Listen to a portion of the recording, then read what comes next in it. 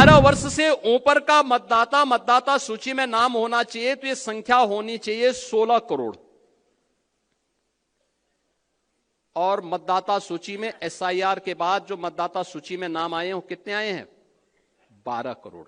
मैं अभी गया था एक जनपद में, वहां की मतदाता सूची में जो एसआईआर के फॉर्म भरे हैं बहुत सारी विरोधियों ने, उसमें कुछ बांग्लादेशियों के भी नाम है। एक सज्जन का नाम था, उसकी उम्र 20 साल, उसके पिता की उम्र 30 साल और उसके ग्रैंडफादर की उम्र 40 साल। तो मैंने कहा ये कौन नए नमूने आ गए। देखो, वर्तमान में भारत निर्वाचन आयोग के द्वारा एसआईआर की कार्रवाई हो रही है, चल रही है ना, सब जगह चल रही है ना, पूरे प्रदेश भर में, क्या नगर का गांव, क्या बूथ, चाहे मंडल, कुछ भी हो, है ना? सब लोग सहमत है ना? सभी लोग सहमत है ना? चल रहा है ना? और जब मैं आपसे पूछूंगा कि क्या उसकी क्या गति चल रही है, तो आप में से हर व्यक्ति बोलेगा कि हमारे यहाँ 98% हो गया, कोई बोलेगा 99% हो गया, कोई कहेगा हमने 100% कर लिया। यही तो बोलेंगे ना, लेकिन ये सच्चाई नहीं है, ये सच्चाई नहीं है। इस शुद्ध नियत से मतदाता सूची की शुद्धिकरण का और लोकतंत्र के सशक्तिकरण का एक बहुत अच्छा अवसर है। जो चुनाव के बाद अक्सर शिकायत होती है कि साहब मेरा नाम मतदाता सूची में नहीं है या मेरा बूथ 5 किलोमीटर दूर कर दिया गया था, उसका समाधान का एक अवसर है। और वो अवसर इसलिए मैं कह रहा हूं, उत्तर प्रदेश की आबादी है 25 करोड़। कितनी है? 25 करोड़। 25 करोड़ की आबादी में मतदाता सूची में नाम होने चाहिए कुल 64%। 64 से 65% लोग ऐसे होने चाहिए, ऐसे होंगे जो 18 वर्ष से ऊपर के होंगे। 18 वर्ष से ऊपर का हर वयस्क मतदाता जो उत्तर प्रदेश का निवासी है, वह मतदाता सूची में नाम उसका होना चाहिए। होना चाहिए कि नहीं होना चाहिए? यही है ना? अब 18 वर्ष से ऊपर का मतदाता सूची में नाम होना चाहिए, तो यह संख्या होनी चाहिए 16 करोड़। और मतदाता सूची में एसआईआर के बाद जो मतदाता सूची में नाम आए हैं वो कितने आए हैं? 12 करोड़। ये 4 करोड़ का जो गैप है, 2025 की जो मतदाता सूची थी, जनवरी 2025 की, उसमें कुल नाम थे 15 करोड़ 44 लाख।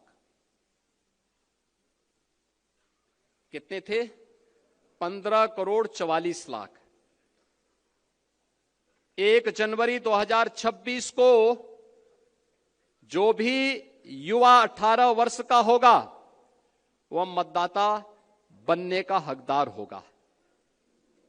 यह संख्या बढ़नी चाहिए 15 करोड़ 44 लाख से 16 करोड़ तक, लेकिन यह संख्या बढ़ी नहीं है, घटी है। 15 करोड़ 44 लाख से घट करके ये हो गई है 12 करोड़ का। ये जो 4 करोड़ का गैप है, ये मिसिंग है। ये आपका विरोधी नहीं है, इसमें से 85 से 90% आपका मतदाता है। याद करना, आपका मतदाता है। और उसमें 4 कैटेगरी में आपको देखना है। 4 कैटेगरी। एक, जिन तक अभी कोई नहीं पहुंचा, अनमैपिंग में। संजोग से भारत निर्वाचन आयोग ने 14 दिन का नया समय बढ़ाया है, यानी आज के दिन से अगर आप लेंगे तो आपको 12 दिन का नया समय मिला हुआ है। ये 12 दिन का बेहतर उपयोग। ये काम याद करना, चुनाव का काम, चुनाव का परिणाम विधानसभा में, लोकसभा में आता है, लेकिन चुनाव लड़ा जाता है बूथ पे, जिसके लिए प्रधानमंत्री जी कहते हैं कि बूथ यानी मेरा बूथ सबसे। मेरा बूथ सबसे, क्योंकि लड़ाई बूथ पे होती है, इसलिए वो मजबूत होना चाहिए। होना चाहिए कि नहीं होना चाहिए? अब मैं आप सबसे कहूंगा, अब ड्राफ्ट सूची आ रही है आपके पास, आने लग गई, उसकी नकल मिलने लग गई, उसका एक बार अवलोकन कर लीजिए। और ये बूथ पर वो कोई भी पदाधिकारी, राष्ट्रीय पदाधिकारी हो, प्रदेश का हो, क्षेत्र का हो, जिले का हो, मंडल का हो, शक्ति केंद्र का हो, ये सभी लोग अपने बूथ की मतदाता सूची को एक साथ मिलकर के अवलोकन करें।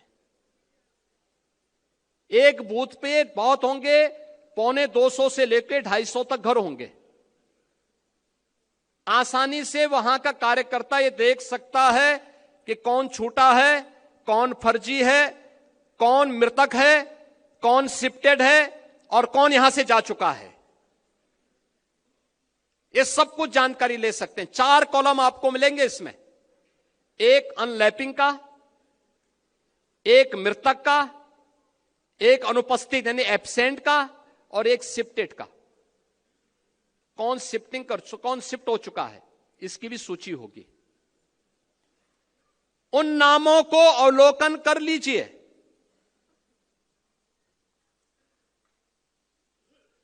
देखिए, मैं अभी गया था एक जनपद में, वहां की मतदाता सूची में जो एसआईआर के फॉर्म भरे हैं बहुत सारी विरोधियों ने, उसमें कुछ बांग्लादेशियों के भी नाम है। आप मुझे बताइए, एक जगह तो यह भी मैंने देखा, एक सज्जन का नाम था, उसकी उम्र 20 साल, उसके पिता की उम्र 30 साल और उसके ग्रैंडफादर की उम्र 40 साल। तो मैंने कहा ये कौन नए नमूने आ गए। देखो, आप जब देखेंगे तब आप मुझे बताइए, 10 साल की उम्र में किसी का बच्चा होगा क्या? लेकिन यह भी फॉर्म भरा गया है। यानी बेटे की उम्र 20 साल, बाप की उम्र 30 साल और उसके ग्रैंडफादर की उम्र 40 साल। तो मैंने कहा तब तो ये कई पीढ़ियां देख चुके होंगे भाई। आप मुझे बताओ, अगर सबसे बड़ा व्यक्ति 90 साल का होगा तो इताई उससे पहले तो कई पीढ़ियां होंगी। वो तो पूरा गांव ही एक परिवार बसा देगा, एक ही परिवार गांव बसा देगा। हमें इस समय उसको देखना होगा। यह भी फर्जी हुआ है। नाम कहां से? पश्चिमी, यानी उसमें दिनेजाकपुर, नौगांव असम, और मतदाता बने हैं संभल में। क्या मतलब है?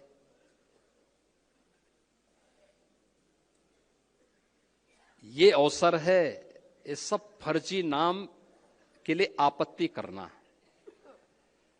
हर बूथ से आपत्ति दर्ज होनी चाहिए फर्जी नामों के लिए।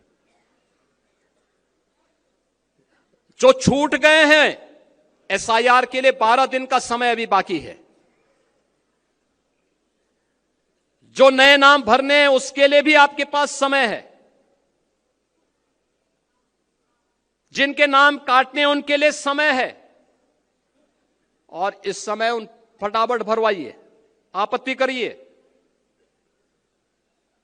ये इसलिए आवश्यक है कि चुनाव में आपकी मेहनत 3/4 इस एसआईआर की सूची रिफाइंड हो जाएगी। 3/4 मेहनत आपकी पूरी हो गई, तब केवल 1/4 मेहनत आपको विधानसभा चुनाव में करना होगा। और धड़ल्ले के साथ 3/4 सीट भारतीय जनता पार्टी और गठबंधन के प्रत्याशी उत्तर प्रदेश में जीतेंगे। कोई संदेह इसमें नहीं होना चाहिए।